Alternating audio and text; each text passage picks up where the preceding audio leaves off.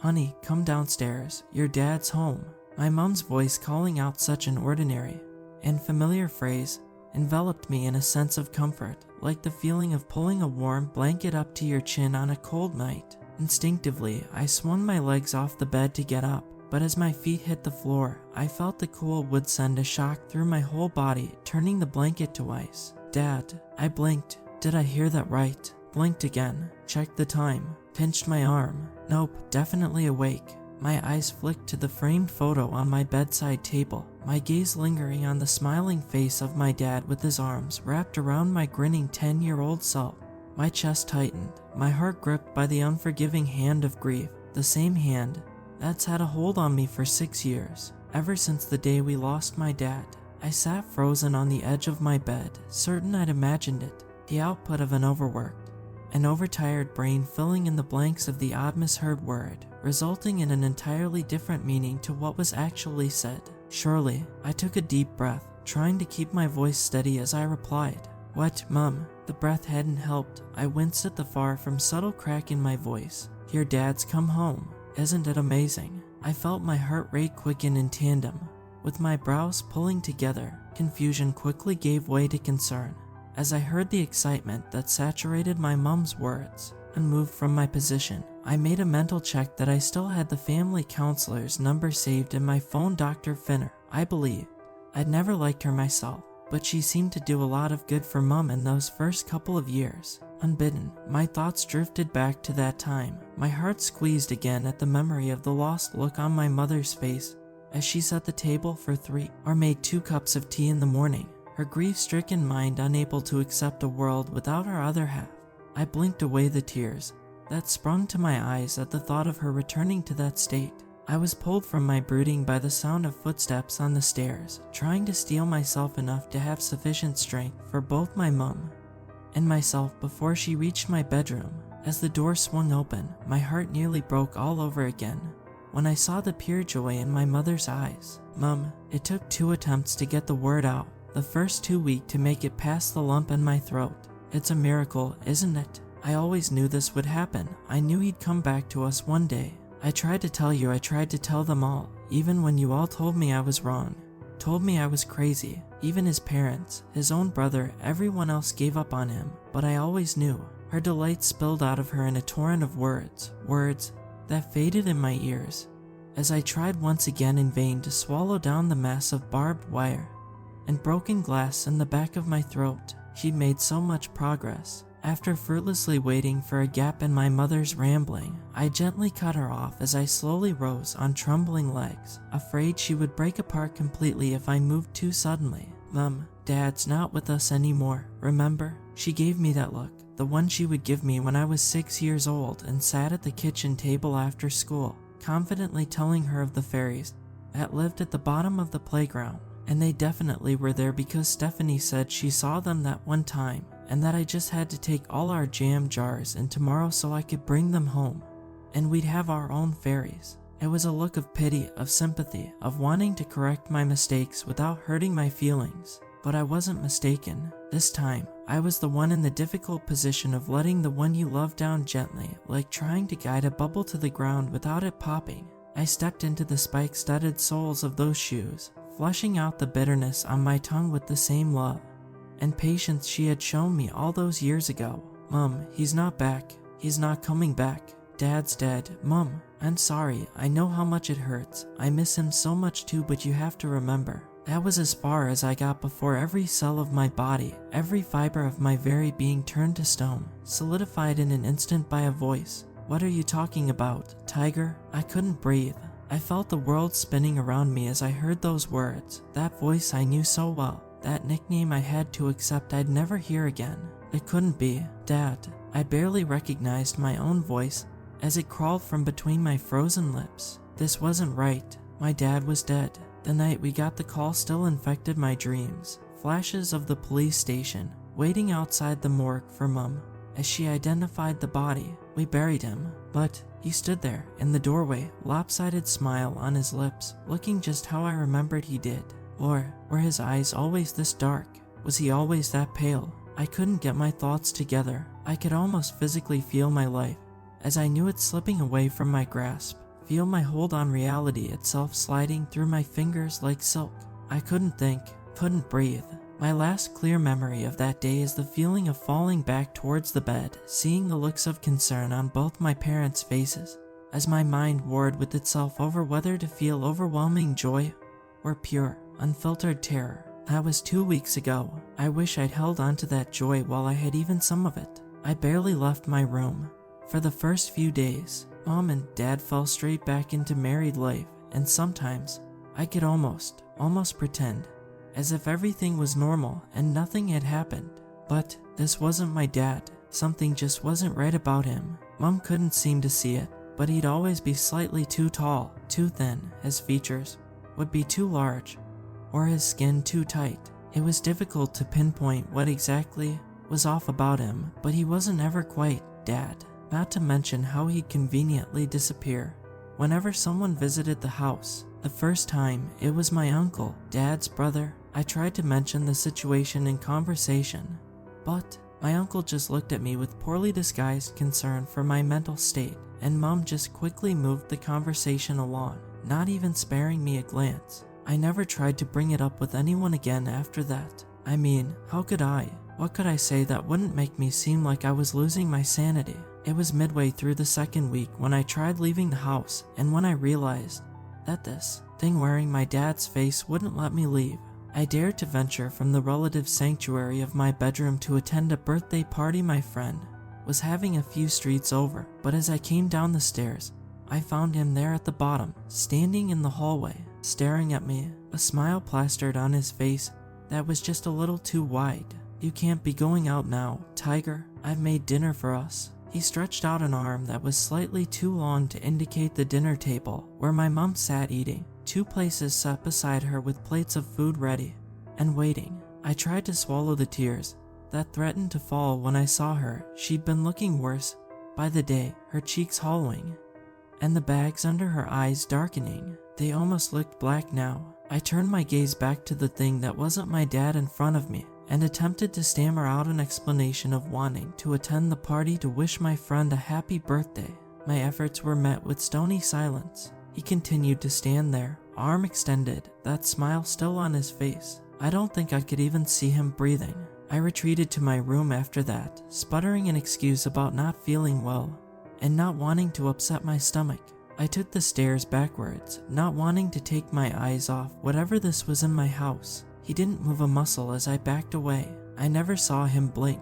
I didn't leave my room after that except when absolutely necessary to grab food from the fridge to take back to my sanctuary. I tried to go at night when I expected them to be asleep, but he was always there. He'd be in the kitchen or sitting in the living room with a book open on his lap, no matter what time it was. The same book every time. I tried not to notice that he never turned the page. I felt completely lost on what to do. I spent my days feeling like a piece of prey, a tiny rabbit trembling in my poorly defended burrow while an unnatural beast prowled outside. I barely slept, and the few hours I could manage were fitful, my dreams plagued by incomprehensible figures, with eyes so full of malice I felt I was choking when I met their gaze. I lived as a ghost, perpetually stuck in limbo with no way out. That all changed yesterday. I woke in the morning, just after 11 a.m., and something felt different. I sat up, gradually returning to full consciousness, as I tried to muddle through the cobwebs in my mind to put my finger on what was wrong.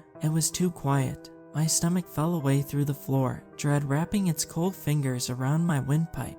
Mom was a morning person, always had been. By this time, she would have been up for hours, busying herself around the house with one thing or another. I strained my ears until my head ached, desperately searching for the clattering of dishes, the sound of the radio. Nothing. Why is there nothing? The seconds seemed to stretch out into eternity, my pattering heartbeat echoing in my ears, far too loud in the silence. I willed my feet to move, trying to kick my body into gear to find answers to the question that terrified me so much. After far too long, I managed to slowly ease myself up, wincing at every creak and shift that echoed louder than I wanted it to. I cracked open the door, attempts to stifle my ragged breathing never quite succeeding. The house was dark, despite the fact I could see bright sunlight through the small gap in my bedroom curtains. All the upstairs rooms were unoccupied, so with the chasm of dread in my stomach widening impossibly further, I turned my attention to the staircase.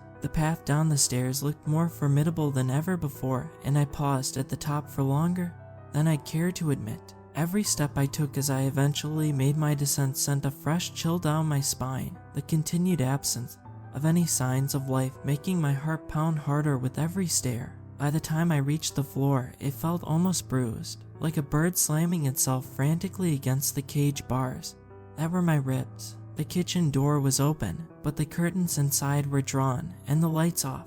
I crept to the doorway, and the incessant fluttering of my heart seemed to freeze as I saw him at the kitchen table, sitting there in the dark, watching me, that same smile on his face. Did he have too many teeth? "Morning, Tiger, how did you sleep?" Words failed me as I stared back at him, fear refusing to ease its hold on my vocal cords. I'm not sure his mouth even moved in the dark. Only the sound of my strained breath filled the silence between us as my gaze flitted desperately around the room, looking for something, anything, to ease my worries. Where was she? At last I couldn't take it anymore, and I voiced the question spinning through my mind. The words grated through my teeth, barely more than a whisper. "Where's Mom?" His stare was unrelenting, smile never wavering for a second. "Morning, Tiger, how did you sleep?" My vision blurred, from tears or fright I'm not sure. I backed slowly from the room, unwilling to take my eyes from the threat for even a second. "Where is she?" The desperation dripped from my words like the tears down my face as I backed down the hallway, those same words following me like a deadly pursuer as I finally turned and started running from room to room in a futile attempt to find my one last connection to something real, something ordinary, in the nightmare that had become my daily life. "Morning, Tiger, how did you sleep?" She wasn't here. She hadn't left the house in days on end. Why wasn't she here? I called for her like a newborn, my wails echoing against the walls of empty rooms, despair making its home in every bone in my body. I was alone in the house, nobody with which to seek solace from whatever was at my kitchen table, still sitting there, completely unmoving, as I confirmed. When I eventually returned to the doorway of the kitchen, the tide of pure panic within me had been rising steadily, and I could feel myself sinking deeper into it, the surface receding from sight and taking the last of my strength with it. I couldn't stay here any longer. I backed out of the kitchen and turned, making for the stairs, closed my eyes, breathed in, out, another step, in, out, go. Before I could second guess myself, I threw myself past the bottom of the stairs and sprinted down the hall. I kept my focus trained on the handle and my path to it, allowing it to linger on what I'd do once I was out, or on whatever it was I could hear beginning to move after me on too many legs. Would risk a mistake I couldn't afford to make. Not when I was this close. The hallway had never felt so long in my life. But finally, one hand closed around the cool metal, the other twisting the lock, and then I was wrenching the door open and bursting into the outside world. I couldn't stop to savor my freedom, couldn't take even a second to plan my next move. I just had to keep running. I don't know how long I ran for. I don't know where I ran, or why, or even how I managed to get the deep gash in my knee along the way. All that was in my mind was that I had to get away. I was nearly 2 towns over before I let myself stop.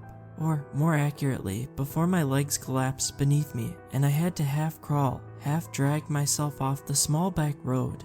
And under the cover of some bushes, ragged gasps of air clawed their way down my throat as I lay on my back waiting for the world to stop spinning, numb to the sticks and rocks knifing into my spine. At some point, I resolved to head to my uncle's. He lived on the outskirts of the town I was nearing, and given that I couldn't feel my feet already, I wasn't adverse to the walk. Besides, where else could I go? It was getting dark, and the thought of being outside, exposed, and with limited vision was not an appealing one. It did occur to me on my way there that my destination of choice was a predictable one. However, with my uncle believing my dad to be as dead as I did, he was hardly going to hand me over to someone that suddenly showed up looking like him, was he? I still stand by that judgment. My reasoning was sound. But as my uncle swung open the door, I was met not with the look of surprise at seeing me there I was expecting, but rather an expression of concern and barely concealed pity. I felt my heart start sinking already. He took a cautious step forward, raising his hands, as if approaching a nervous animal. I saw the phone in his hand and immediately suspected he'd been forewarned of my arrival. No, please. Hey, love, it's okay, just come inside for a minute, yeah? I took a step back to match his one forwards, feeling like I was locked in some dangerous dance I'd never agreed to participate in. Come on now, your dad called. He's worried about you. No, all at once my sinking heart decided to make an emergency U-turn and leapt into my throat, making me feel like I was going to be sick. Instead, what came out of my mouth was a shaky combination of a shout and a sob. What are you talking about? Dad's dead. He died, and you know this. You know. What is happening? What? The sobbing went out, and my voice died in my throat, and I watched the concern deepen on my uncle's face. He took another step towards me, and fear took charge of the controls in my brain, and I was running back down the drive before I'd even finished processing his movement.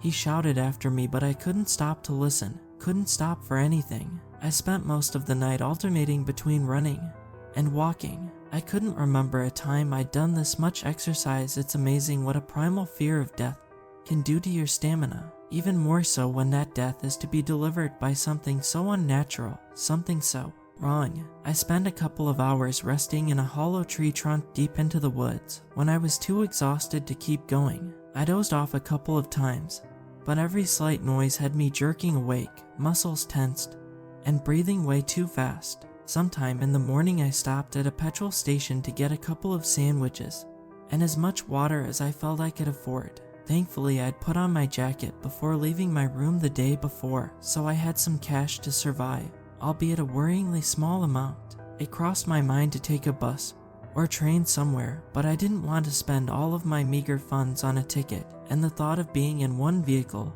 with no exit for any significant length of time set my heart racing on its own. I've walked all day. I have no destination in mind, but every time I stop I see whatever it was sitting at my kitchen table wearing that smile. That chills me to my core, and I keep going. I just want as much distance between me, and it is possible. That brings me to here, and now I'm sitting in a small diner attached to another petrol station, tucked into a corner on the least visible table I could find, dining on a small starter and gulping down more water. As soon as I finish writing this, I will be running as fast and as far as I can. It's all I can think to do, but I don't think I'll last very long now. You see, as I was basically licking my plate clean of any remaining scraps, I heard my name spoken. Every muscle in my body froze, and I looked around in terror, dreading the sight of that goddamn smile again. But nobody had spoken it. It came from the television. I felt shock, and absolute terror seized hold of my limbs as I saw a photo of me posted up on the screen, overlaying footage of the thing claiming to be my dad addressing the public imploringly, begging for help in bringing his beloved daughter back home. And standing there next to it was my mother, but it wasn't her. It was clear to me even through the grainy quality of the cheap TV screen. Her limbs were slightly out of proportion, her movements just a bit too jerky and unnatural. This thing has got her too. I can't help but think that's why my uncle seems to have forgotten about my dad's death.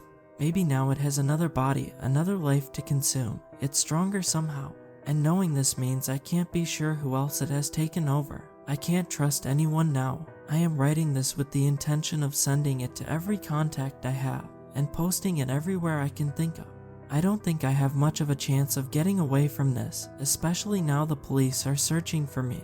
For those of you who know me and are receiving this, if you take nothing else from this message, remember this: I will not be coming home. I promise you now, if I ever return, it is not voluntarily, and if I do, be warned the next time you see me, it won't be me anymore. For those reading this online, I can only advise you be on your guard. This thing clearly can spread, and I don't know how or how fast. It may already exist elsewhere for all I know, but if not, it definitely will soon. So please, trust your gut. If a loved one miraculously returns from the dead, look for the signs that something is off, something inherently wrong about them. Look for the eyes that are too wide, or the smile that has too many teeth, because chances are, if your instincts are telling you it's not human, it isn't.